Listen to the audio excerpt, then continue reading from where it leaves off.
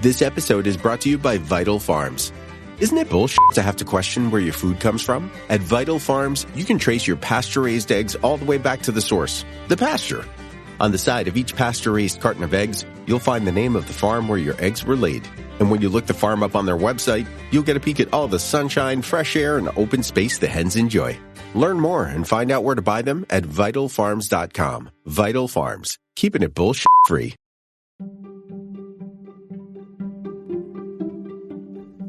Welcome to the Human Capital Leadership Podcast. We're your source for personal, professional, and organizational growth and development. We share our own original research, explore industry trends, and interview executives and thought leaders from across the globe. Please join us often for practitioner-oriented content around all things leadership, HR, talent management, organizational development, and change management. Maximize your personal and organizational potential with the Human Capital Leadership Podcast.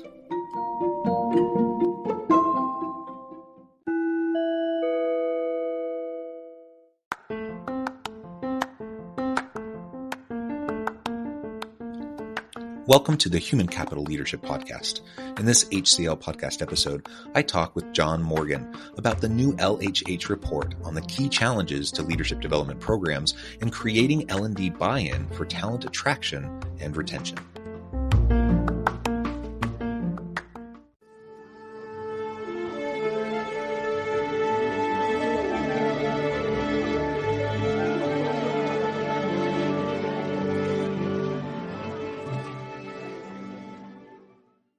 John Morgan, welcome to the conversation today.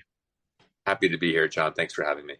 It is a pleasure to be with you. You're joining us from New Jersey. I'm south of Salt Lake City in Utah. And today we're going to be talking about the new LHH report on the key challenges to leadership development programs and creating L&D buy-in for talent attraction and retention.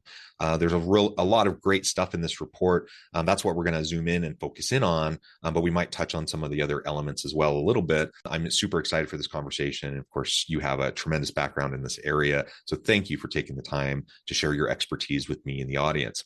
As we get started, I wanted to share John's bio with everybody. John Morgan is president of LHH's Career Transition and Mobility and Leadership Development businesses and has more than 20 years of experience providing leadership advice to clients across industries on navigating economic shifts. Prior to his current role, John served as Chief Operating Officer for 3 years and helped grow LHH's revenue to all-time highs. I could talk more and more about your background, but I'm going to pause there. Anything you would like to highlight about your own professional background or personal context before we dive on in? That's very nice. Thank you very much for the intro. And, just really briefly, I've been in the human capital industry for my whole career, which is 25 years. And I always like to think of myself as a blend of, I run a large human capital business, but I'm also a psychologist in training. So I have a master's in organizational psychology and also an MBA. So I've just always been fascinated by human behavior at work, which is really why I do what I do. So happy to be on the show. Very good. And I'm a close cousin. I'm an organizational sociologist with a lot of social psych in there. Anyways, wonderful stuff. Great background. And yeah, that background serves you very well in this space. So again, thank you for joining me. All right. Why don't we dive on in? Give us just a little bit of background and context to this report itself. Sure. How this report came about, some of the components to it, and then we'll dive on in more specifically to talk about L&D buy-in and talent attraction and retention. Absolutely, yeah. So at LHH, we really do quite a bit of research to help sort of guide the work that we do, and the work that we do is really in three areas. I mean, if you really simplify it, the work that we do is we help our companies, our clients, recruit talent, develop talent, and transition talent when they have to exit an organization. And so this study really focuses on the middle pillar, which is developing talent, how we build leaders and how we help companies, guide leadership development, investment, and programs. And so, we felt that in the world that we're living right now, which is sort of the convergence of, leadership skills changing amid AI, return to work programs kind of formulating, Gen Z entering the workforce, just really a good time to kind of take a step back and take a look at our customers and say, hey, what is working in leadership development? So that's really what the impetus was for the survey. We did, a survey of about 1,500 C-suite executives. These are C-suite leaders who are actually responsible for the purse strings of leadership development investments in their companies, and they were all large companies, and it was across not only the U.S. but also we looked at the U.K., Canada, and Australia, so sort of all of our biggest English-speaking markets, just to kind of get a sense for what was really working in the area of leadership development, and also what were some of the challenges, right? So, a couple insights that we got out of this that we can dive into more. I mean, one, we really saw major challenges associated with change management and being agile. I mean, that was probably leadership development competency that rose to the top, but also how LD programs really impact recruitment and retention. Some geographic differences, of course, in terms of what people are doing across the different markets. And then, how do you build an LD culture and really what works? And so those are the areas that we really probed into. Awesome. Yeah. And let's start with the geographical differences a little bit. Sure. Just at a high level, you just outlined several different core areas of the report. Maybe just give us a high level kind of descriptive summary of what you saw in terms of geographic differences. Yeah, obviously customs and work styles across those countries are a little bit different, but there were really two major significant differences that jumped out of the data when we looked at it. And the first one was in North America, so in the US and in Canada, the composition of leadership programs had a big focus on not just leadership but DE&I, right? So for sure, when you compare that to the UK and the Australia and some of the other markets, we had almost 100% of leadership development programs at least having a component that was really strongly focused on DE&I. We didn't see as many programs that had that focus in the non-North American markets, so that was one thing that really jumped out. And I think the second one was that there's this success factor that leadership development programs are really only successful when they're linked with business objectives. I mean, we all kind of know this. It's a little bit of motherhood and apple pie, right? Leadership has to drive the business strategy. We found in North America, majority, 80%, felt that the linkage was pretty clear. Their programs that they were building were clearly linked to the business strategy. Outside of North America, we actually found that the result to be much less. It was less than 50% affirmed that opinion, that their programs that they were building were connected to their leadership strategies. So those were the two major geo differences that were actually called out statistically in the study that we did. Yeah, well, that's super interesting. And I don't want to talk about my own stuff too much, but I do a lot of comparative international work in the motivation, in the employee engagement, satisfaction, and retention space, looking, across countries and cultures. And so that is just, I'm always fascinated by that, and to see different data sets and how these differences manifest. Super, super interesting. Anything else you want to say about that generally before we dive on in more specifically to the buy-in piece? It wasn't a huge surprise to see the DEI component obviously come up in North America, because I think companies that are based in North America, I think, are a little bit behind in that area, right? And I think the focus on that is actually encouraging to see that lots of companies, despite some of the recent government rulings, by the way, which some of these programs are the question, what we're seeing in the research and anecdotally with our customers is that almost all of our clients are really focused on building out this agenda, at least as a component of what effective leadership looks like. And that's really nice to see. Well, let's talk about the buy-in piece here for a minute, because organizations can spin up training and development, leadership development programs. Lots of organizations have big catalogs of various training offerings, for example, but they're not always very well utilized by employees. So I think there's a big difference between having like a catalog of offerings versus having actually a strategic, plan in place and leveraging that content in a way that's actually helpful for people and for the organizations themselves. And it comes back to buy-in. What did you find in this report? What are some of those biggest challenges for C-suite leaders that they're facing when trying to generate and create that buy-in in those leadership development programs that they may have in their organizations? Great question. And maybe start with just sort of some of the challenges that emerged in the report. So we actually talked about this question a lot. And the interesting thing was that we saw several challenges emerging getting that buy-in or even participation, and whatever you want to call it, in the program that they were actually building and trying to fund. So the 5 challenges that we saw that rose to the top, one was really sort of what they categorized was as a lack of interest in the program overall. Mm-hmm. Second was lack of awareness. Right. Third was a perception that the resources in the program were not adequate. The fourth was that piece around lack of clarity around connection to the actual business. Last was perceived lack of measurability. Right. So all the things that a CEO that they're coming to say, hey, we need to do this program. These are the questions, that the CEO is going to ask. Right. I think what's really great is what are the solutions, to those that we found in the report, right? So I think one, let's start with the impact of measurability. This has been the holy grail for any program that you're going to do for a long time. How do you demonstrate to the CEO of the company who's going to ultimately fund this, or the CFO, that you're getting value from leadership development in a quantifiable manner? And so we've made tremendous gains in the way we design programs now. Because of the fact that we have the benefit of AI, big data, and lots of different digital tools that we can actually quantify things that we couldn't quantify in the past. So I'll give you the example of most leadership programs have a coaching component.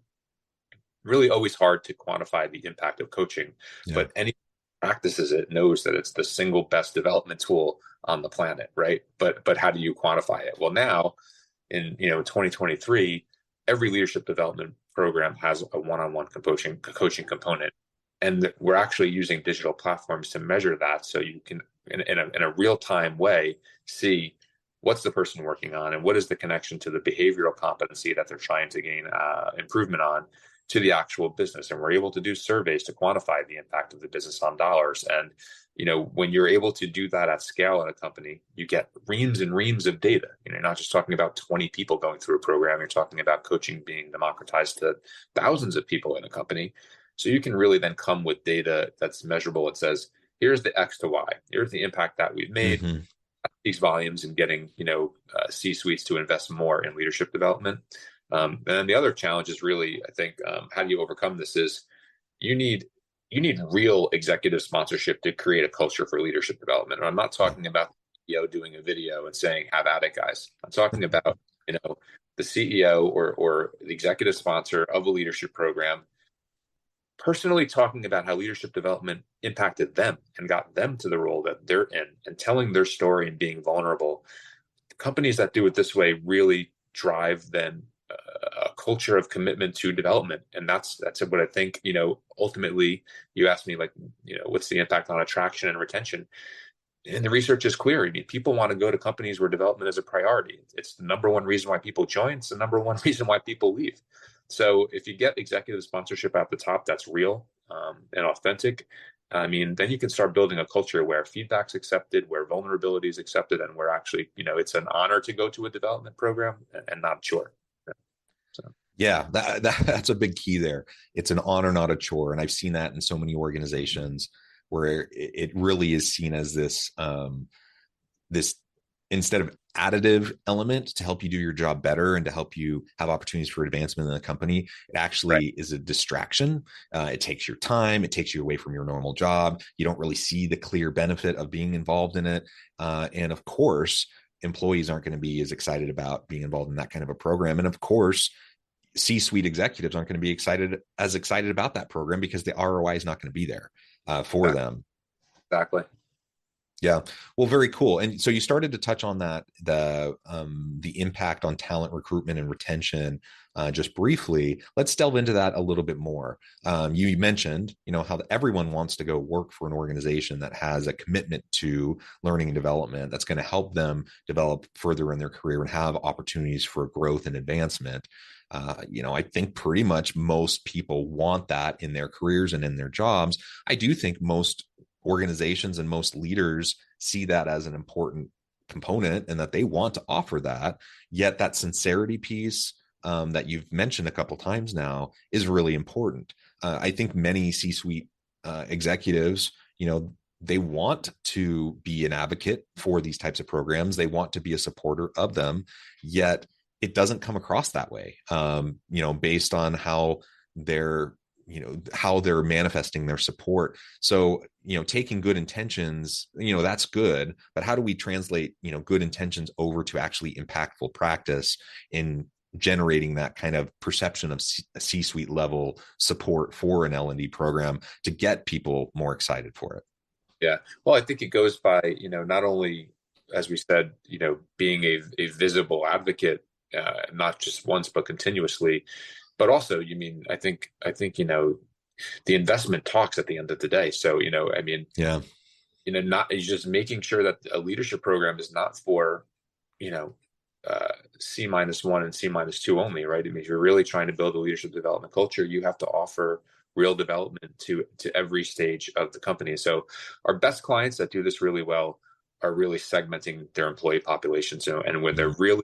they're visibly putting investment into saying, hey, um, you know the competency that you need for leadership at a early stage, a mid stage, and a more seasoned executive stage are different, right? And we're going to develop different learning journeys and different experiences based on those competencies, so that you, from the moment you start here or the moment that you enter here, that you're clear on what your actual leadership development path looks like. And I think that's the other big reason why people leave a company is career path becomes unclear, right? And career path is not clear or development isn't valued. I mean, that doesn't keep people out of company, even if you throw money at them often, right?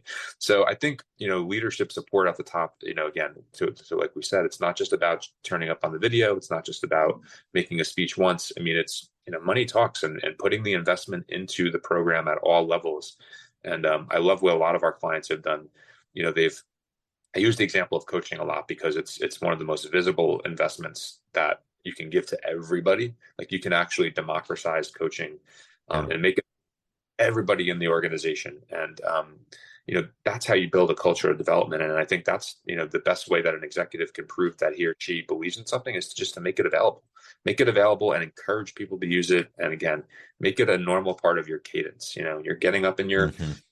town hall, highlight the people that have been promoted, that have gotten out of these programs, like really just, again, make it an honor, at all levels, not just the top.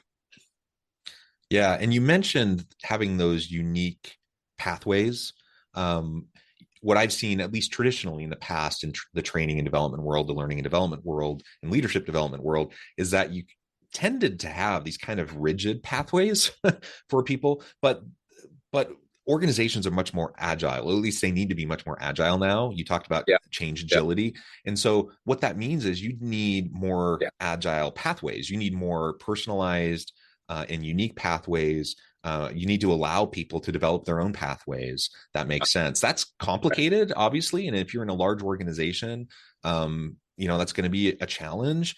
But when we're thinking about the future of work and the talent shortage and the skills shortage and upskilling and reskilling people, a big part of the conversation is how do we create these unique pathways for individuals? Because as you mentioned, you can throw Yeah. money at someone for a while to keep them around, but if they Right. feel like they've stagnated in their career, even that money's not going to keep them around. Mhm. And I've seen many organizations where they basically just admit it. They're like, yeah, we really don't have anything for you, so good luck. And they're Yeah. basically saying goodbye. We're not willing to put in the work to try to keep you. Right. And of course people don't stick around in that environment. Exactly right. And what's funny about that is that, I've seen that a lot as well. We are starting to see it a little bit less, because there is definitely, there's more of a shift to what we call internal career mobility, but it's really, Yeah. employment, right?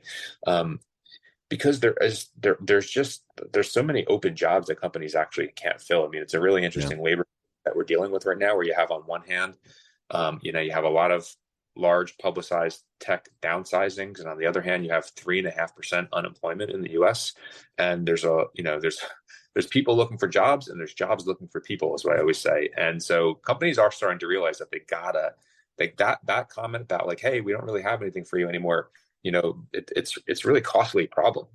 It's a really costly problem to have to keep hiring and releasing, hire and releasing. It's much cheaper, right, to invest some money on some people, help them grow in their career, and like actually help them understand, here are your top 5 skills today, and here are your skill adjacencies that you can actually develop, because these are the new jobs that we're trying to fill, and we'd rather fill them with you than have to go outside.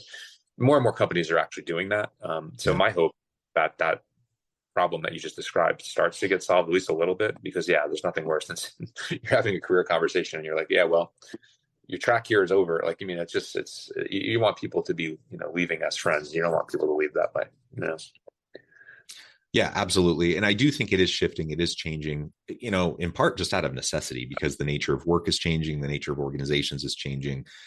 There is a lag though, and there's a lag in a lot of organizations to adjust to this change. And so, yeah, for anyone in the audience today, that's something to think about. Like, what are you doing in your organization in relation to your L&D practices to foster this kind of an environment where people can pivot within the organization? Of course, that's always happened. There's always been instances of that, but it's been more rare. In the future of work, it's going to be more and more common. And if you're going to want to keep good people, you're going to have unique pathways developed with those individuals to help them progress and continue to grow in their careers. Something else I wanted to touch on for a few minutes before we wrap up is, this return to office mandate that has become all too common in many organizations. What have you found in your study around those office mandates? How does that map with the continued economic uncertainty? And how does the culture of leadership development play into all of this? Yeah, it's actually the culture of leadership development is a key method to help solve, I think, the sort of issue that we have with return to work right now in the U.S. particularly, because it's not much of an issue, right? That's one thing in the study. Not as much of an issue outside of the U.S. You probably have seen this in your research as well, where in continental Europe, I mean, everybody's in the office pretty much every day, right? So when you think about in the U.S., where we were headed even before the pandemic to a bit more of a hybrid model anyway, then it was exacerbated. Our research is really interesting. What we found is that right now, people just don't like extremes, right? So on the one hand, this is well documented, the mandate, especially in financial services right now, to be in the office 5 days a week. I mean, that's not going over very well. And, my prediction is pretty clear is that, if it continues to go down that route, there'll be some retention issues. There's no doubt about it, because the labor market is still really strong, right? On the other hand, on the other end of the spectrum, the idea that you can work every day in a virtual environment and be connected to the culture of a company is also not realistic, right? Here's what also doesn't work and what people don't like. And I always say this to our customers. It's like work happens in between meetings. Work doesn't happen in the meeting. Right? Work happens after the meeting. That's when actually people get things done. And, so the idea that you're going to have a virtual environment where you encourage people to come in just for a team meeting once a month or twice a month, that's not really building culture, building communication, collaboration. That's just getting people to see each other and then, go back to their homes. So I don't think that works either. I read the other day, there's a customer that we work with, JB Smucker. They do the jam and peanut butter. And they have a really novel concept that I could actually see taking off. They have this idea in their headquarters where they have this basically this core week concept where you have 22 weeks out of the year, I think it was, in the office in their core weeks. They're basically every other week for the most part, except for the summer. And they're finding 80% of the people are in. They're going into the office, right? Because they've got the flexibility. So it's not like 2 days a week or 3 days a week. It's this sort of core week, and you manage your work in that cycle. And it seems to be really taking off pretty well, actually. So I think, the research is pretty clear. Hybrid is what people want, right? They don't want extreme, they want hybrid. Coming up with a structure for hybrid is really where the challenge is. And, I think leadership culture is actually a really key part of it, because I think the way to get people back into the office is to say, listen, if you want to grow and develop as a leader in this company, you need to build the relationships, you need to collaborate with people. And, as great as the tech tools are, we're humans, and that kind of has to happen in an office setting, at least some level, right? And so I think designing our programs where at least a component of it is in person, that's then facilitated by a lot of great technology tools, whether it's self-directed learning, whether it's virtual coaching, virtual peer circles. But when you're learning as a cohort, spend some time together in the office, because leadership development should mirror work at the end of the day, right? And how work actually happens. Yeah, absolutely. And that flexibility piece is key, right? You've mentioned that a couple times. So Exactly. Whatever the hybrid version of work looks like in your organization or within particular teams and segments of the organization, there needs to be an element of flexibility there, and it needs to be adapted to the needs of your team, right? Of your organization. There's not a one size fits all here.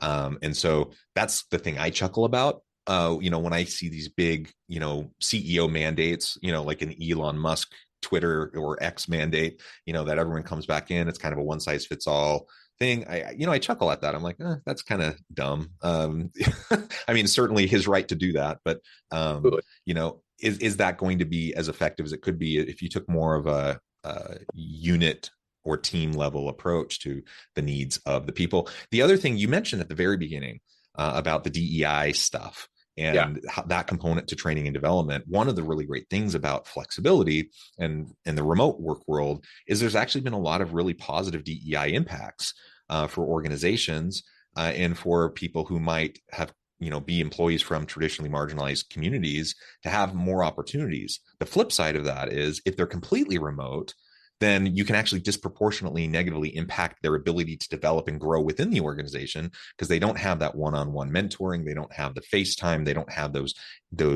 organic interactions that happen in the workplace. So this is it's a challenging thing that you just have to balance and work out within your team. And again, no one size fits all. Absolutely right. Absolutely right.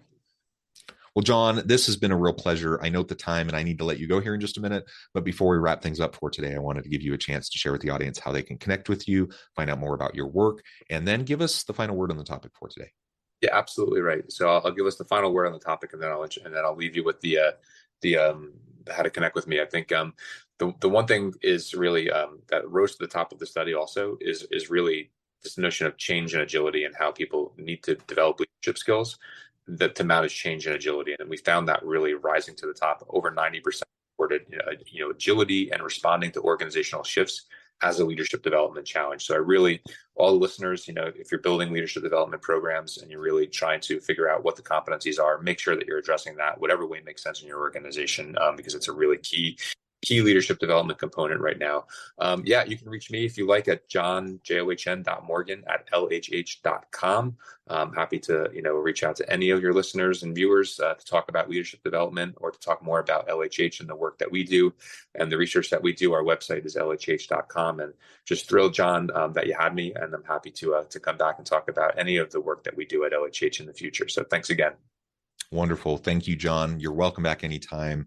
I encourage the audience to reach out, get connected, find out more about what John and his team at LHH can do for you. And as always, I hope everyone can stay healthy and safe, that you can find meaning and purpose at work each and every day. And I hope you all have a great week.